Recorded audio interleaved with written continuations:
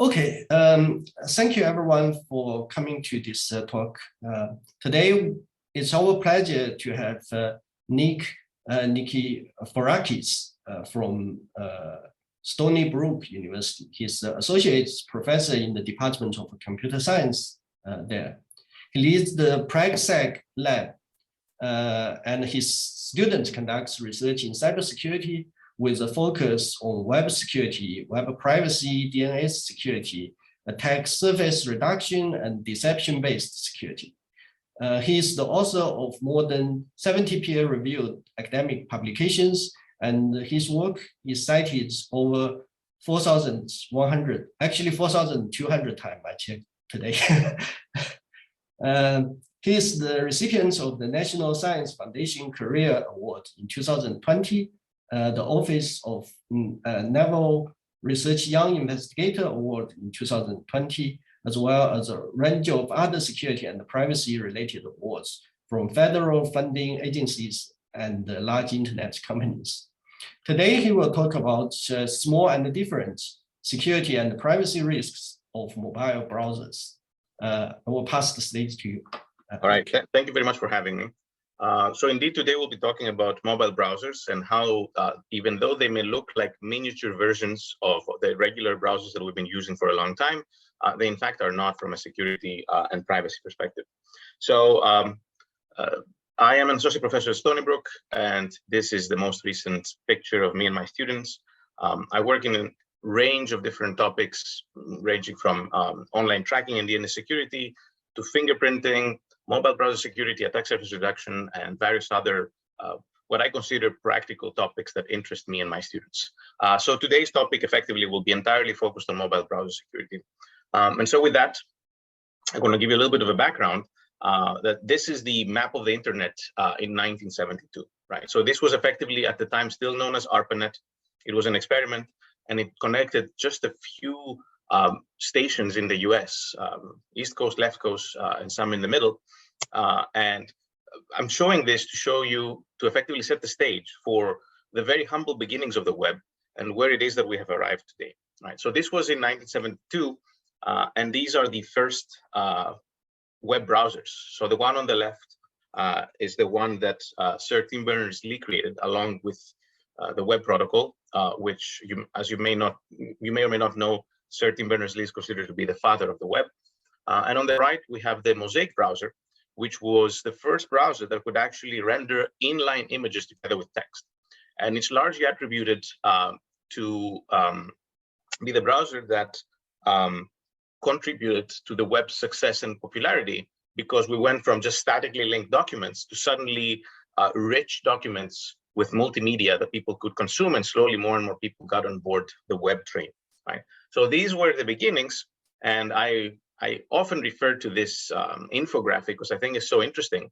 This shows you what happens on the web every 60 seconds, right? So every 60 seconds on the web, 4.5 million YouTube videos are being streamed, right?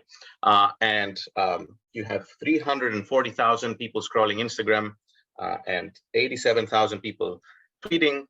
And if you go on the other side of the wheel, you see in 60 seconds, every 60 seconds, you have almost $1 million spent online. So if you contrast this to the original picture of the web through this ARPANET map, you can see how different things are today, and yet the underpinnings are the same. We're largely using the same protocols that we've been building upon and adding more and more complexity, right? And so smartphones now have entered this image, or this environment, where we can clearly tell that the majority of regular users are relying more and more on their mobile devices for their daily computing needs. And there is this slightly, at this point, dated report from 2017 from ComScore that effectively counted the total digital minutes of people and what percentage of these total digital minutes were spent on mobile devices, right? And so you can see here that, for example, you have 91% of people's digital minutes in Indonesia were actually spent on a mobile device, as opposed to a tablet, as opposed to a desktop computer or a laptop computer, right? 70% in China and the US, and then 60% in Canada and the UK. And I think it would be a safe bet to say that in 2022, this percentage of digital minutes spent on mobile is larger than it was in 2017, right? And there are many reasons behind this, right? There is the connectivity reason, allowing people to be mobile and to have mobile computing.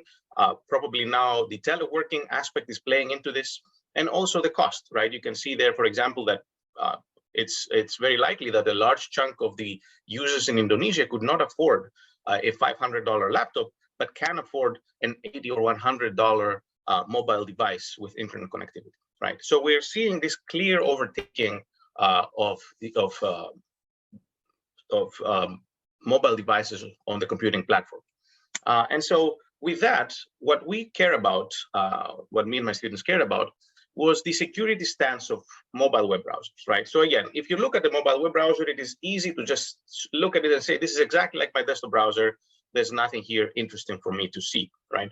And if you start looking at research, you will realize that most of the mobile research is related to mobile malware and mobile isolation, right? So can I separate different stakeholders in one mobile app from each other so that if a given app gets like permission to, let's say, use your camera, not every third-party SDK in that app gets to use that camera, right? So that's effectively these two, malware and isolation, constitute the vast majority of research on the mobile platform, right?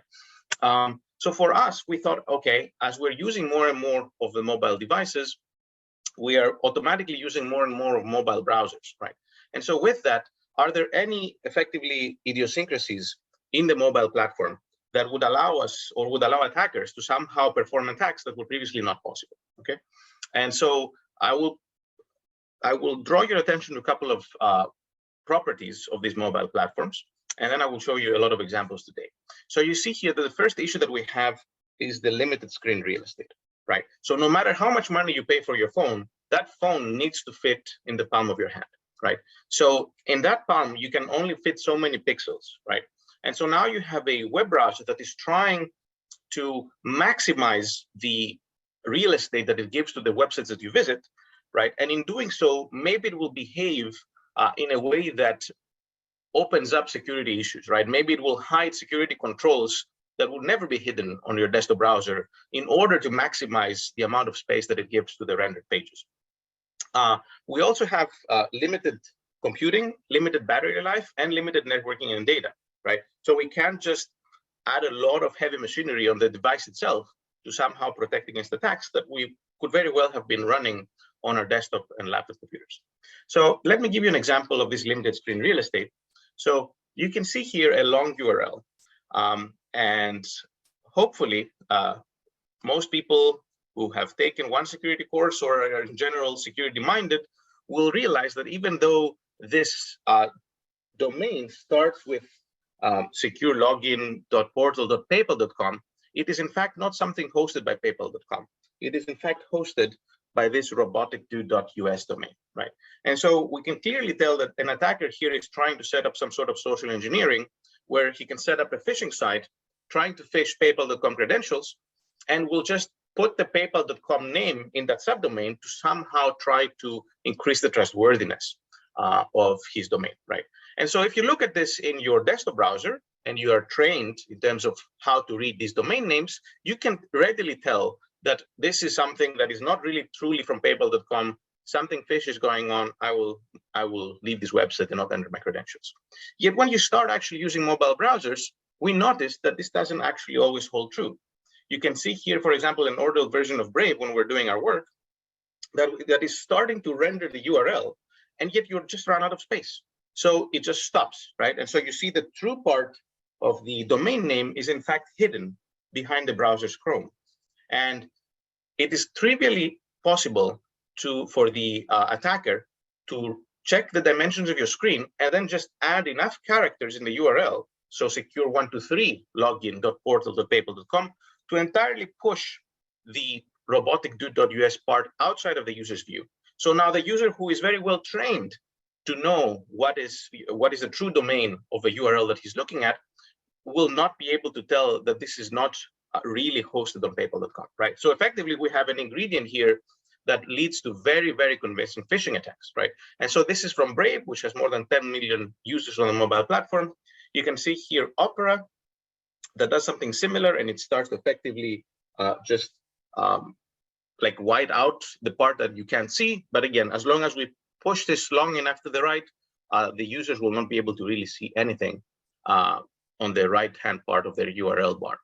And lastly, UC Mini, a popular browser in Asia that just, again, behaves the exact same way. And again, you can see how the different font size that this browser choose, it can show more or less characters, but you can very simply tailor these attacks based on the browser that is visiting you, based on the size of the screen, and create a appropriately long URL that will hide the true domain name and effectively expose the users to an almost perfect phishing attack, right? So this is a true example of an issue that we have on mobile browsers that we never really had on our desktop and our laptop browsers.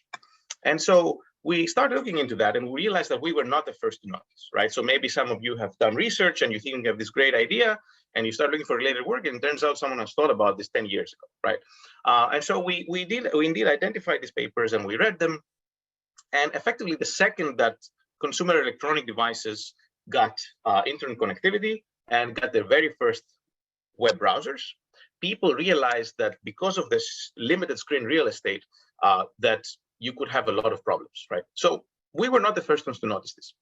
However, what we did notice is that effectively the entirety of these past papers and the past work was done manually and was done once. What that meant was that the researchers obtained a given version of a given mobile browser. They would expose it to a number of attacks that they thought about, and they would observe the result of these attacks, and then they would write a paper, right?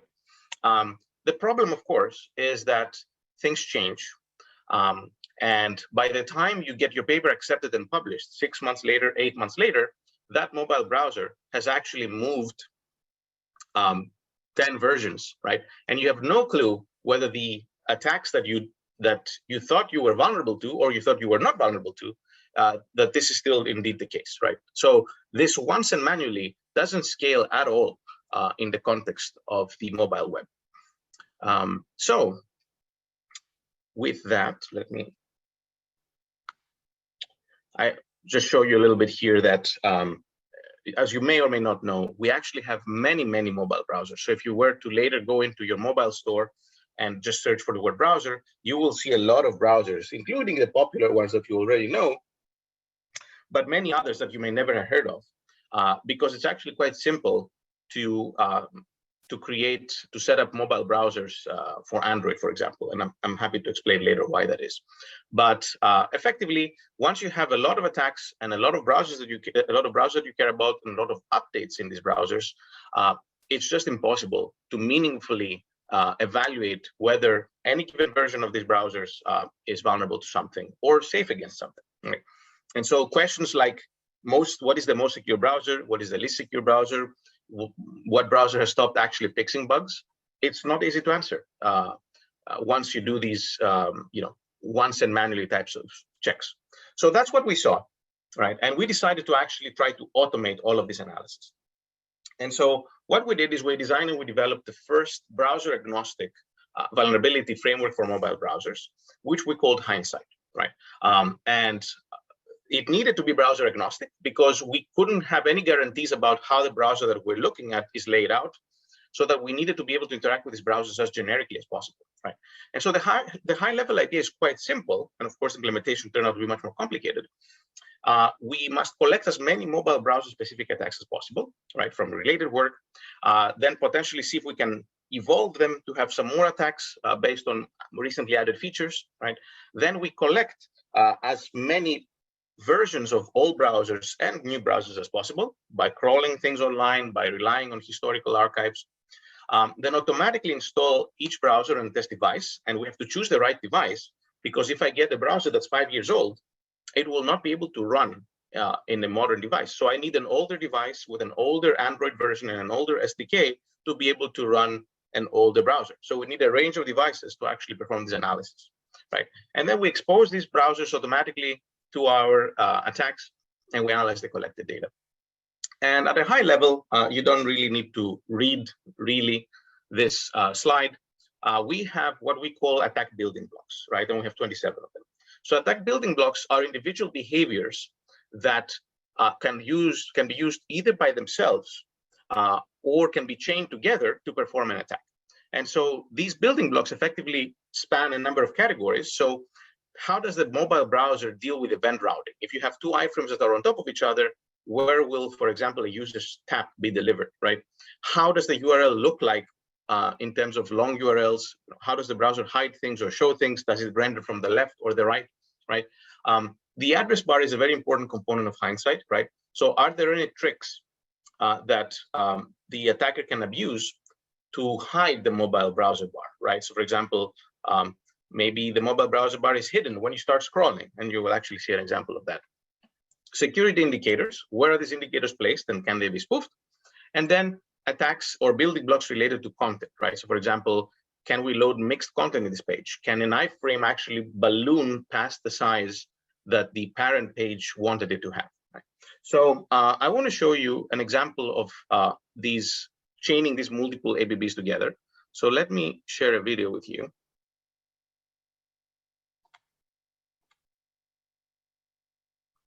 All right.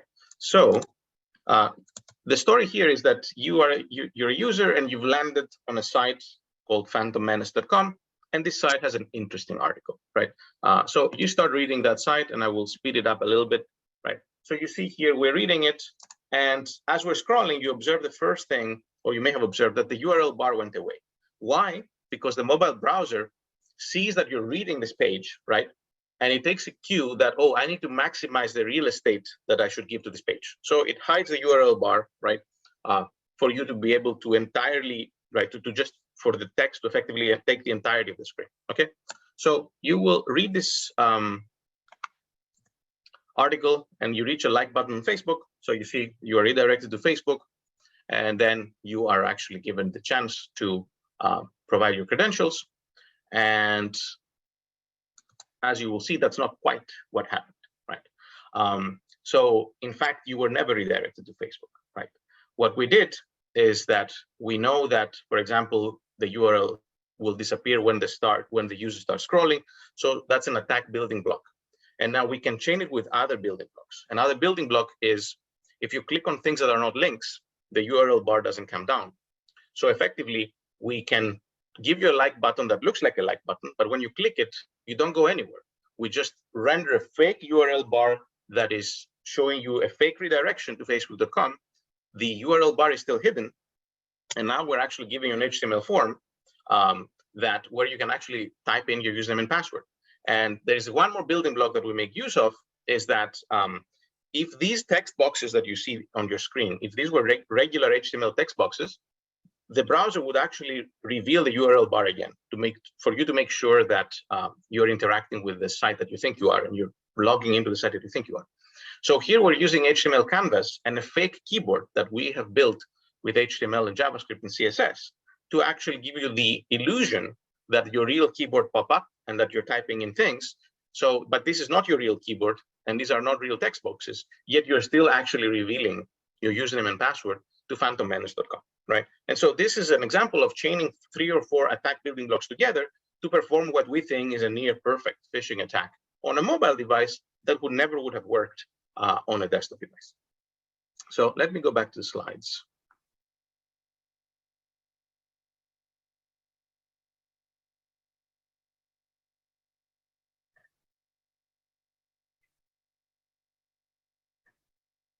All right, and so here you can see effectively a little bit about our data collection.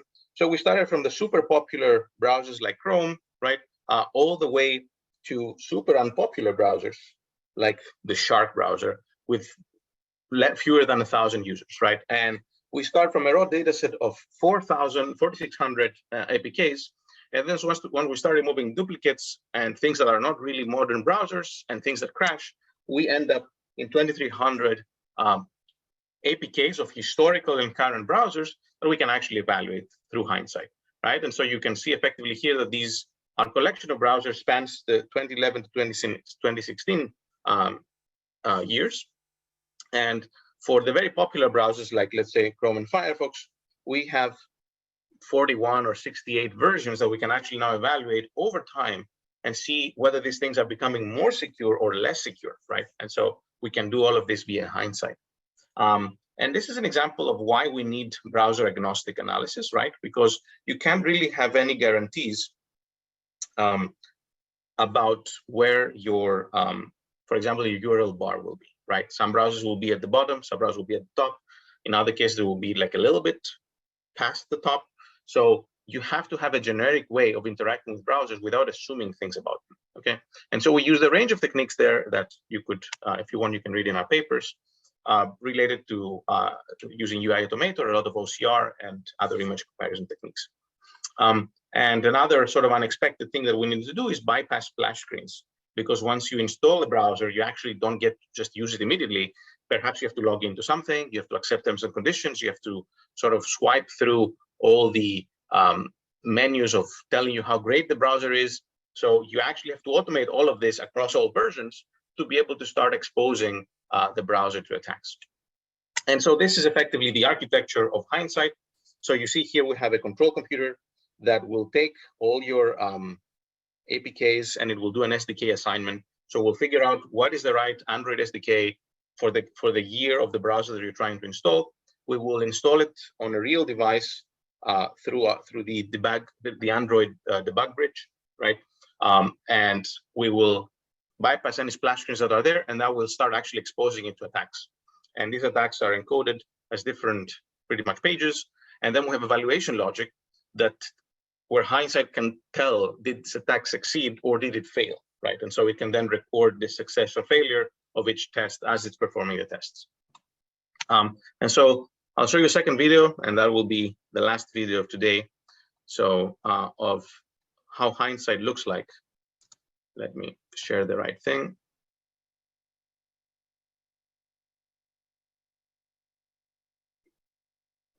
Okay, so, and I'll speed it up a little bit. So you can see here we have 4 different devices of different years, and Hindsight effectively starts figuring out where to install each APK and starts installing it, and then boots up the browser and will test whether there is a splash screen or not present.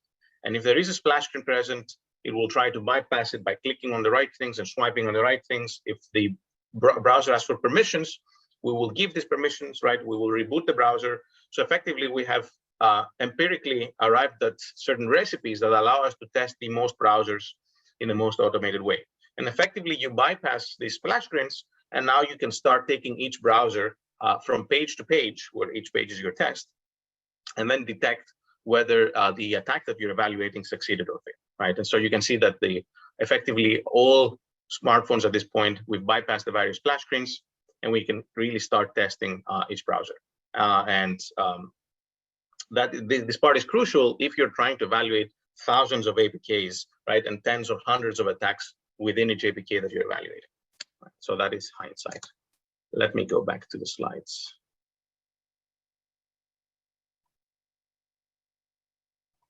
All right, so we effectively, let me see.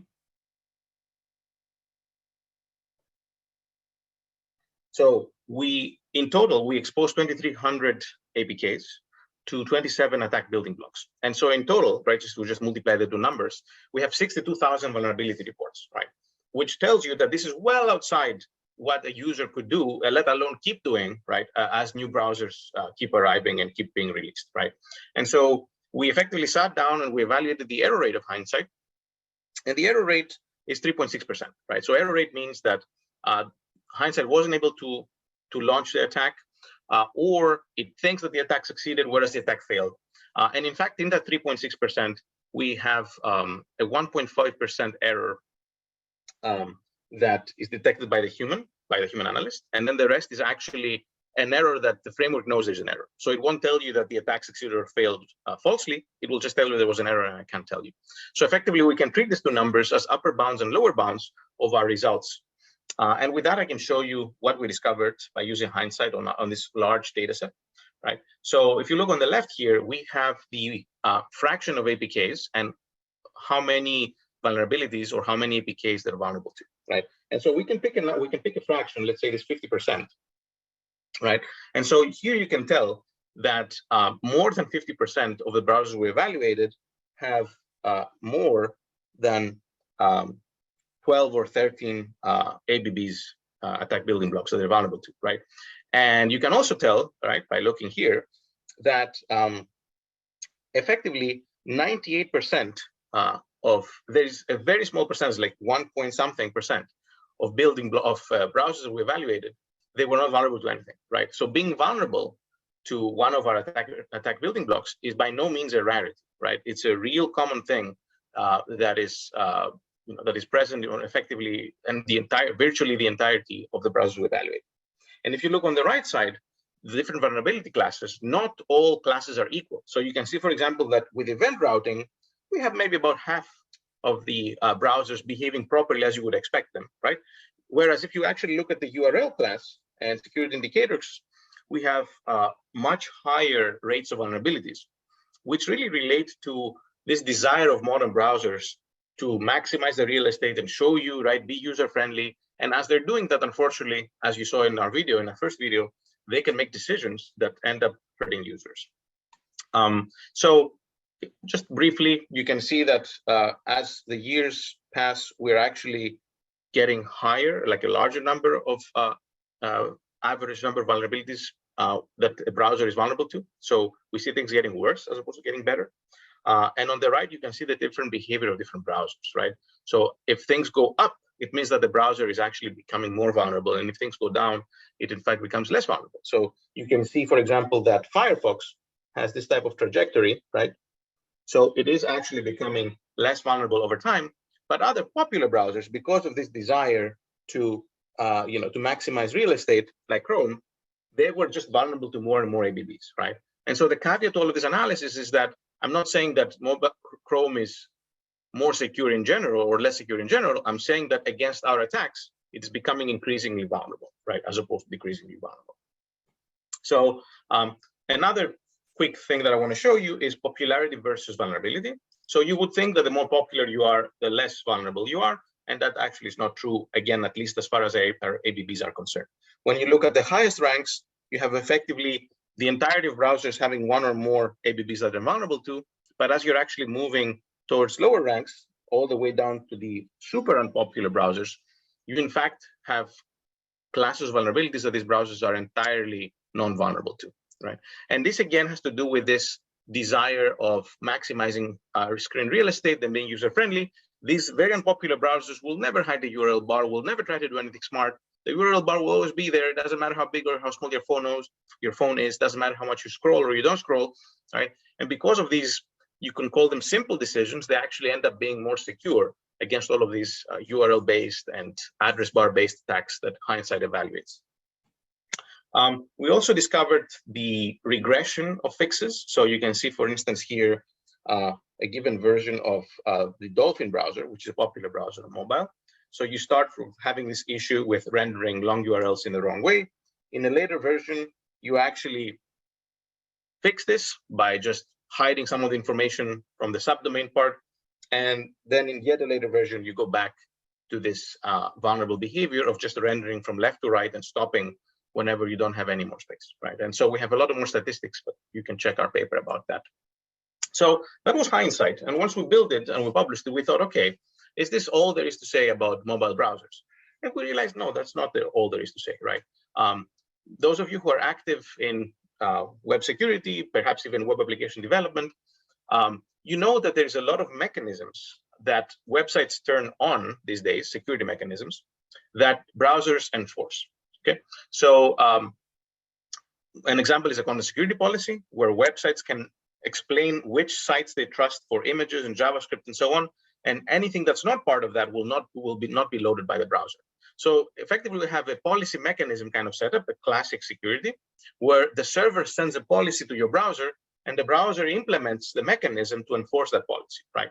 And so the question is, are all of these mobile browsers equally capable of enforcing the same policies that they receive from popular websites, right? So these are the questions, right? Do we have different rates of adoption? Again, do we have a notion of more secure, less secure, according to the ability of a browser to enforce security mechanism? Do we have regressions? Do we have other unexpected behaviors? So I'll show you here an example. You can see on the left, we have Firefox on the top. You visit a site that tests whether your HTTP-only cookies are supported. HTTP-only cookies are cookies that are not made available to JavaScript. And you can see that Firefox indeed correctly hides these cookies from JavaScript as instructed by the site, right? Whereas at the bottom, you actually have the UC Mini browser that effectively is ignoring this HTTP-only directive, and all the cookies that the site marked explicitly as HTTP-only, they are made available to the mobile browser, right? And concretely what this means is that me and you, we can visit the same website at the same time, but depending on the browser that we're using, we can have different levels of security, right? And on the right, we have,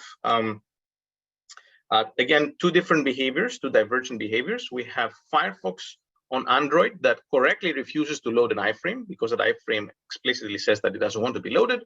But on the right, you have Chrome that has made another decision about how to interpret X-frame policies and actually renders that Russian bank into that iframe. So the appropriate behavior is the left one, yet you see a different behavior on the right, which again means that different attacks will work differently according to the mobile browser that you're using, right?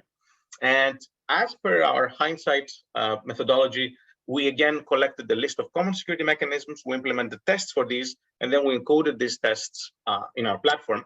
So we had a total of 395 tests spanning a large number of categories of security mechanisms that popular sites or modern sites use. Again, automation is your friend.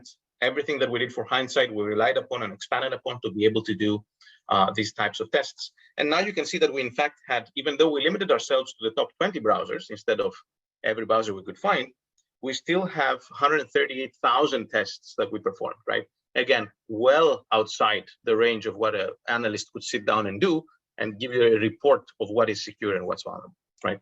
And so I'll show you a little bit of the highlights of this work. So we have different adoption trends. So different security mechanisms are adopted in different ways. So you can see here that the more to the top these lines are, it means that these things are actually more and more vulnerable, right? So these are mechanisms that are not either implemented at all or they're only partially implemented. And so CSP is actually one of the most complicated security mechanisms we have that websites can turn on and off. And through the period of our study from 2013 to 2018, none of the browsers was able to fully implement all of the directives that we evaluated, right? So there was at least one directive that each browser just was not able to enforce, even though the site asked for it, and it was according to the spec of CSP, right? We have other examples on the bottom part that effectively we always had good support, right? So things like the same origin policy, the iframe sandboxing, these were consistently correctly applied by mobile browsers, and these are the good news.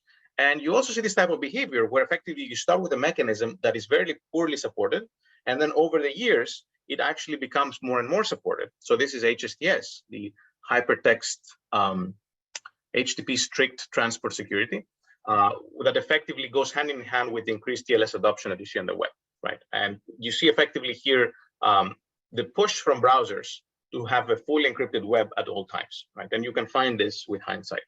And we also see another type of move where we have partial support. So with same site cookies that are against cross-site request forgeries, you see that we have things that are largely vulnerable and then slowly we have an adoption, but still we don't get full adoption by the end of 2018, even though the mechanism has been around for a couple of years at that point, right? Then we evaluated vulnerability windows. So are you more secure or less secure when you're using a desktop browser compared to a mobile browser? And so let me draw your attention to a couple of things here. So if you look at the HSTS mechanism, we found that PayPal.com is the first site to ask for it, and it did so before 2011. So we know that we can set up that time as 2011 is the first time that a website in the wild really needed to use this mechanism, okay? So the first, the Chrome for Firefox and, Chrome for desktop and Firefox for desktop, you can see that they implement this mechanism in 2010 and 2011. So about the same time as PayPal requesting it, right? The first mobile browser support also supports in the same year, so that's good. But then you see, in order to reach 50% of penetration, so if you want half of the browsers to be able to support this mechanism, you need to wait an extra 4 years, right? So you have 4 years where, again, depending on the browser that you're using, you may be going to websites that are asking you, are delivering these HSTS policies, but your browser is just incapable of actually enforcing them. So depending on the browser that you're using, right? The mobile browser that you're using, you may or may not be receiving the benefits of the security mechanisms that the developer thinks is turning on, right? And we have other examples with the referrer policy. And here, actually, we had not reached a 75% penetration by the end adoption rate by the time that our experiment ended, right? So this is a very interesting way of looking at this vulnerability space and realizing that actually mobile browsers are trailing behind desktop browsers in terms of adoption of security mechanisms. And the final thing, I'll go a little bit quickly over that to make sure that I'm on time, is that we took the very same browser, this very same APK, and we just installed it on 3 different versions of Android. You can see there on the right, we have from 5.1 to 7.1, and these were the most popular SDKs at the time. And the ones that I've highlighted, you actually see that as we're progressing to newer and newer SDKs, to newer and newer Android versions, we're actually having fewer and fewer vulnerabilities, right? So you can see clear reductions here that were not in the ones above, right? And this is odd because it's the very same APK, the very same mobile browser, the very same version. What is changing, right? Why is it that it's behaving differently in more recent versions? And now the secret is that a lot of these mobile browsers are in fact just using HTTP ready, effectively embedded libraries that can behave as a small browser that are already available in your phone, right? So you have this web view class that you can instantiate, and then you can just cosmetically change it and create a URL bar and add a UI, and lo and behold, you have a new browser, right? And that's why you have hundreds of browsers on the mobile platform compared to the desktop platform, right? And so this web view is directly tied to the Android, to the OS that's offering that web, right, that library. So you have now this situation where you have the exact same version of the exact same browser, and yet if you have an older phone and I have a newer phone, we may be getting vastly different types of security, right, and ability to enforce security mechanisms. That was something that was, to my knowledge, never encountered and never reported before we actually did this study, right? And it complicates the life of developers because they don't really know what mechanisms are supported, right? Even if they would have some sort of a map between mobile browser and mobile version to capabilities, right? And with that, I'll come to the third and last part of my talk, which is related to data consumption, right? So again, as I mentioned, it's no secret that we have a clear move towards the mobile web, right? And so as we're moving towards this mobile web and towards smartphones, we're increasingly using data, right? And not everyone is always around Wi-Fi. So a lot of people are likely using the data that they get from their providers. And most people, even in the West, they don't have unlimited data on their phones, right? So we have these clashing phenomena of an on-the-move, right, desire, increasingly on-the-move desire in mobile computing with a capped data plan. So one possible solution that is advertised is what's called data-saving browsers. Again, mobile browsers for your Android devices. And these effectively leverage the cloud in some way, and we will see what that way is, to offload rendering and compression of web pages so that it shifts away the budget, it shifts away the task of budgeting your data away from you towards these mobile browser providers, right? And so these browsers effectively advertise that use our browser instead of the regular browser, use the web exactly as you would use it before, and you will get savings, data savings, right, as you're using. So let me tell you how this works. So the top part is how we just regular browsers behave, right? You have an end-to-end connection between your phone and the site that you're connecting to, right?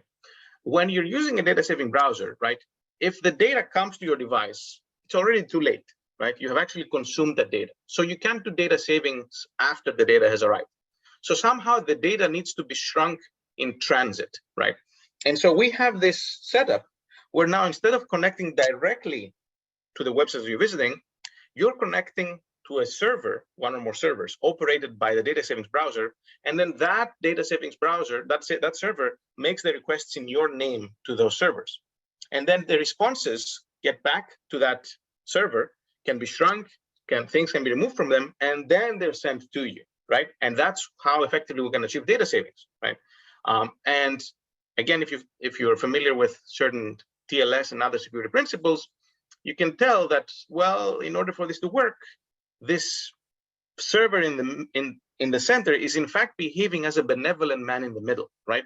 And since we have encryption almost everywhere, you in fact have two different encrypted channels going on. you have one encrypted channel between you and that benevolent server, and a separate encrypted channel between that server and the real site that you're using, right? And so in order for this, the server needs to be able to look at the data in clear text, shrink it, and then encrypt it again and send it back to you, right? And so there's a lot of moving parts here that you will see actually can lead to vulnerabilities. So the promise here is that we have decreased mobile data usage, we have potentially increased browsing speeds, and if you happen to be visiting an unencrypted connection, a website that's not using HTTPS, now through this introduction of this benevolent man in the middle, the first leg of your communication will be encrypted, right? And so let's say you protect yourself against half of potential attackers that could be changing your traffic in transit. Okay. Now, of course, on the downside, well, we have to assume that these data-saving proxy servers, that they respect user privacy, right? Because they have the ability to view everything that's flying by, because everything is in clear text, right? They have to adhere to best security practices, and that they're not outright malicious, right? And we discovered that indeed, none of the browsers we evaluated was outright malicious, but as you will see, things were not quite that great on the other two fronts, right? So the research setup is, first of all, how effective are these browsers in saving data? So should you be using in the first place, right? And then, are these browsers somehow capitalizing on this very privileged position to somehow learn things about you that they shouldn't be learning? And when you are turning on the data savings mode of your browsers, because typically you can turn it on or off in a mobile browser, is this action somehow adversely affecting you, right, from a security perspective? And so we identified what were these mobile browsers that offer data savings. And you can see here on the right that according to our experiments, not all browsers will proxy HTTPS connections. So they will not do this TLS splitting that I showed you.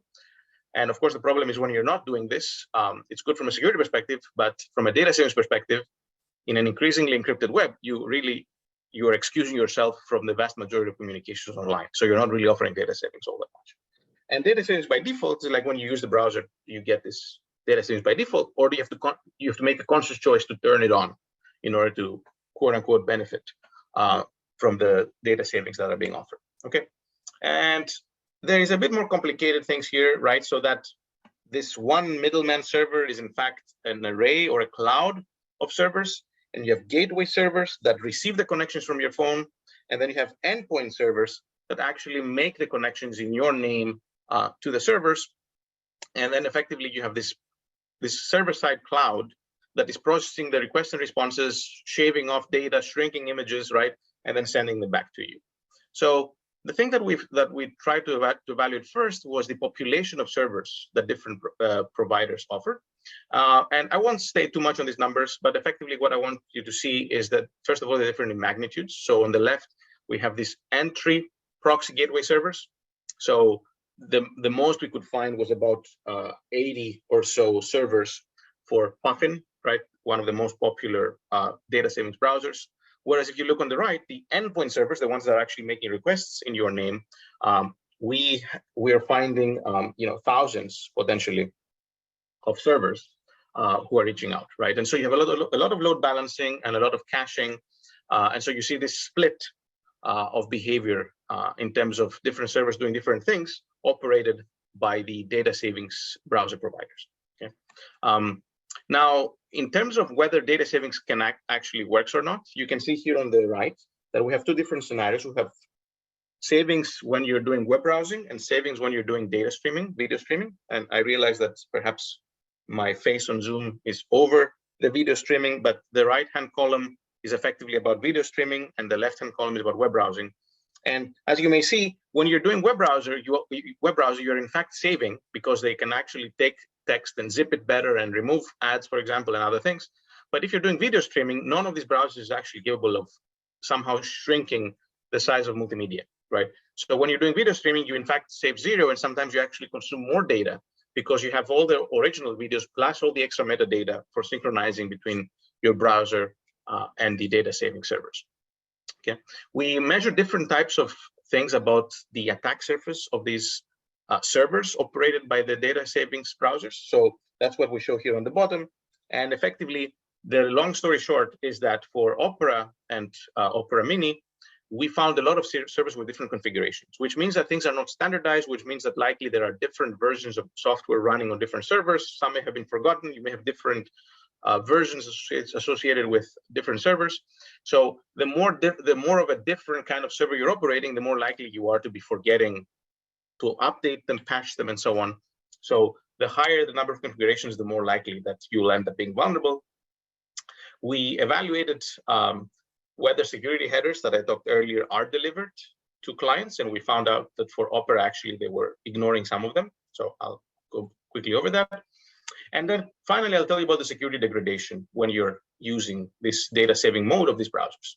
So the question that we're trying to answer is effectively related to the proxy server attack surface, right? Like I mentioned earlier, if these servers have access to all your data going in and out, an attacker could try to compromise those servers and then get access to everyone's data as it's flying by on the wire, right? Cipher suite strength, right? So are the cipher suites that these servers are using when you're turning on your data savings, are they as good as the ones on your browser when you're not using data savings? And then issues related to TLS certificate handling. So let me quickly jump over this and just to draw your attention to something else. So here, for example, you can see the attack surface of browsers. So just by scanning the software that's running on these middlemen servers, right, we found a lot of outdated software. So effectively old versions of proxy servers and old versions of web servers. And you can see here that the number of CVEs on average that we found per server and per mobile browser, and the maximum score of any one of these CVEs, right? So these are not low vulnerability things. These are actually exploitable, readily exploitable vulnerabilities, right? That these middlemen servers have. So your phone may be very secure, the server that you're browsing may be very secure, but now the attacker can just attack the benevolent man in the middle servers, okay?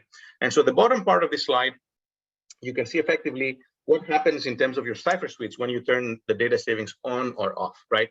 Because when you're turning the data savings on, the website will now effectively do it one TLS handshake, not with you, but with the man in the middle server, right? And talk to them.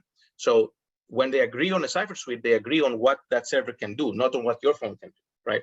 And so you see here, when we compare savings on and off, if you look at the delta, effectively, we are removing strong cipher suites. So there are fewer strong cipher suites that are available to sites when you turn on data savings, and there are more weak cipher suites when you turn on data savings, right? So the TLS stacks that are running on these proxy servers, they are less current and less secure than the same TLS stacks that are running on your device, okay? And the final thing that I would like to mention was this very interesting thing that we found. So there was this incident a few years ago, maybe not everyone's familiar, where effectively people found that Lenovo laptops were shipped with adware pre-installed on Windows. This adware was called Superfish.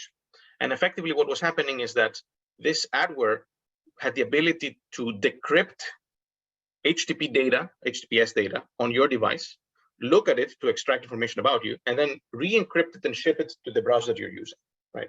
So when you were browsing the web, you were seeing an HTTPS connection wherever you should be seeing it, but instead of it being signed by the proper CA, it was always signed by this locally present adware that was making the connections in your name, right? And then re-encrypting them with a certificate that was already present in the list of CAs in Windows, okay?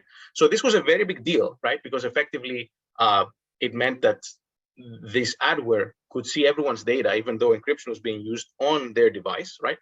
And so Lenovo was sued by the FTC and they paid some money, and then Windows pushed an emergency update and removed that rogue CA of Superfish from their CA store.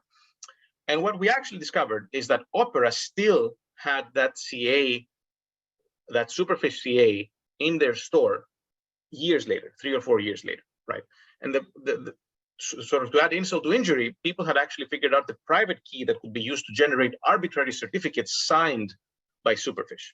So what is happening now is that if you were turning on the data savings mode in your browser, an attacker who's able to inspect your traffic could actually perform a universal man in the middle against all sites that you go to by effectively just creating Superfish signed certificates for these sites that all modern browsers are rejecting, except it was Opera on data savings mode. And so you can see here on the bottom an example. If you have data savings off, you get a warning that this is an unknown CA. You turn it on, everything is peachy, right? And you just browse the web, and in the meantime, dedicated attackers can steal everything and anything. So I'll skip over how to better design data savings browsers. You can check the paper for that, make sure that we stick on time. So in summary, as you may have seen, the mobile platforms that we're using, they're not quite like the desktop platforms, right? They house hundreds of mobile browsers, and these mobile browsers behave quite differently from each other, right? And again, we have these data savings aspects, the maximization of real estate aspects, JavaScript support and security mechanism support aspects, and all of this complicate the life of security on the mobile platform, right? And so the takeaway is really that the mobile browsers are not scaled down versions of desktop browsers, right? And so going forward, effectively, we advocate for continuous security testing. So Hindsight effectively could have identified all of these regressions, all of these issues, and warn developers if you were to be running it against each and every version that you release, right? More generically, right, if you have constraints on the UI, are you pitting security and usability against each other? And can we do something to stop that, right? And then what do we have in terms of server-side solutions, where a web server can detect that you're using a wonky browser, and then try to offer you the best possible security given the capabilities that your browser exposes, right? So with that, I want to thank you for your attention. I want to thank you for being here during a strike day. And I'm happy to take any questions that you may have. Thank you very much, Nick. I think I'm going to delete all the browsers from my phone now. No, don't do that. That's not the takeaway. Yeah, we have a few comments and questions on chat. One is from Professor David Chadwick from University of Kent. His comments was the URL problem is on desktops as well by inserting usernames that resemble DNS names at the start of the URL. That's what a comment when you talk about small display area for URL. So I'm not exactly sure for which attack scenario he's talking about, but effectively, you can always add keywords that are aiming to social engineer a user, right? So I can throw the word PayPal in my subdomain that you visit on your desktop machine, so hoping that you will just see the word PayPal or PayPal.com, and then you will just assume that the rest doesn't matter, right? This notion of having such a long URL, right? I don't know if it's even supported at the DNS perspective, to have such a long label on the desktop that can push the true part out of view of the browser, right? On a 14-inch laptop or a 15-inch laptop on a regular desktop. So I'm not sure if that's, I can also check the chat. I'm not sure if that's what's being referred to. Yeah, so again, we never had such a restriction in terms of our views, right, on the web before smartphone devices. Okay. And another question from Luca at Edinburgh. He asked, could you replicate this same attack from the video? I guess it's the video where you click the like button, and then it's actually a fake Facebook. On desktop browsers, when pressing F11, forcing this in JavaScript, perhaps? Yeah, so I think that F11 is full screen. So the answer is yes. And we actually, but effectively, you can't necessarily rely that the user will go into full screen by themselves. So you have to try to force this, as you say, via JavaScript. And this is actually sort of independent, but I had done some work with my students on technical support scams, where you would land on a site that will tell you that you're infected with malware and will tell you to call Microsoft, and they would give you a toll-free phone number. But in fact, that wasn't Microsoft. It was a scammer that giving you a toll-free phone number, and when you would call them, then effectively they would pretend to be Microsoft agents. They would connect to your machine, and then they would ask you for money to remove malware that you don't have. But what we found was actually some of these attacks, they were waiting for a user to click on something. They would place the site in full screen, which hides the URL bar. And then they would have a fake URL bar that said Microsoft.com, right, instead of the true location of their scans. So that's true. That was effectively a different way of forcing a URL hiding in desktop browsers, right? That's where sort of this is never done because there's never a need to maximize screen real estate. Okay. Yeah. Another question from Thomas is, what about iOS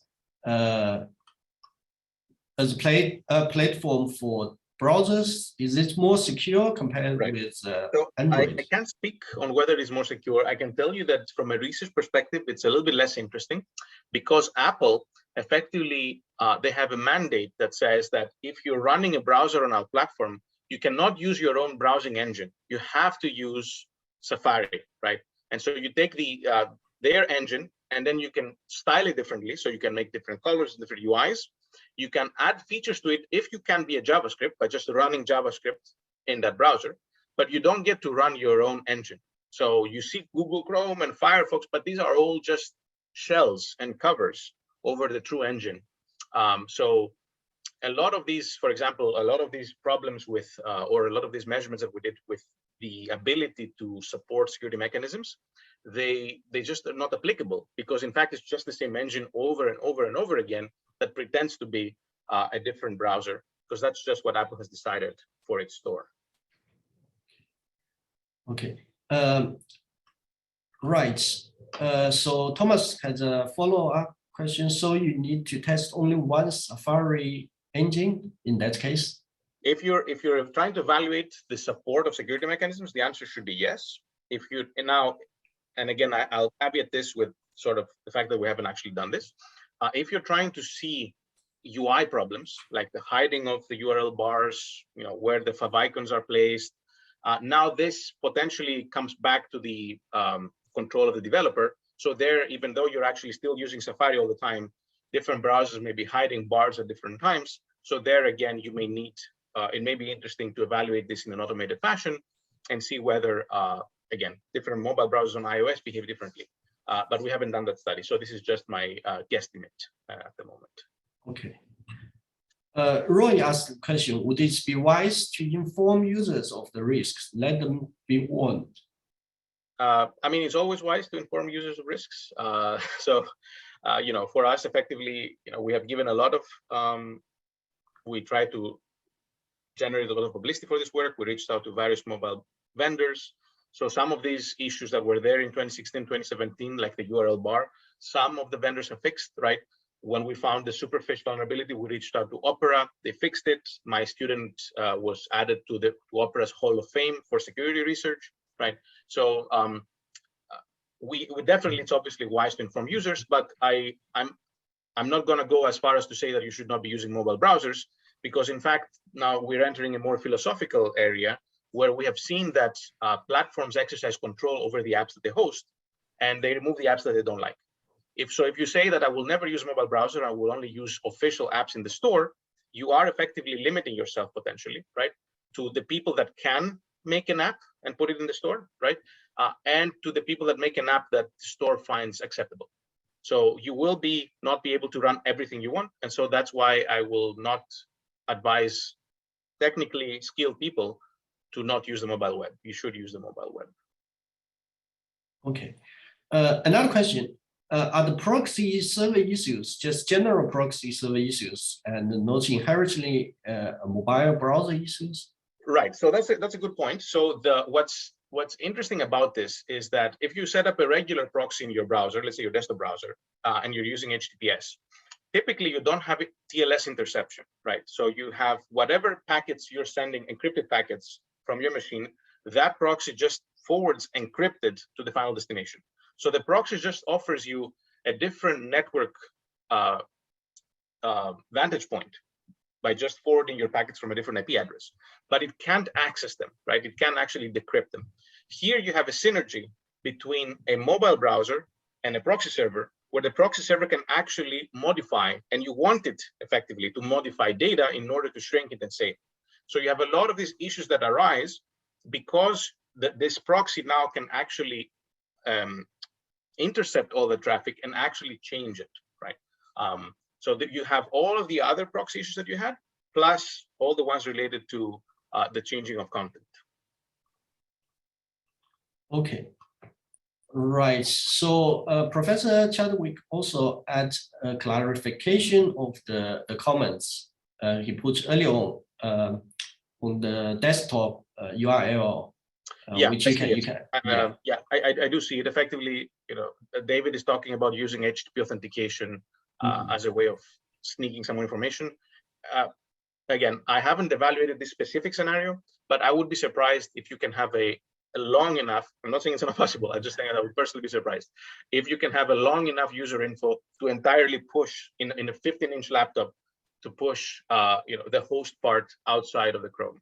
It may be possible. It would be the first time that I've seen this.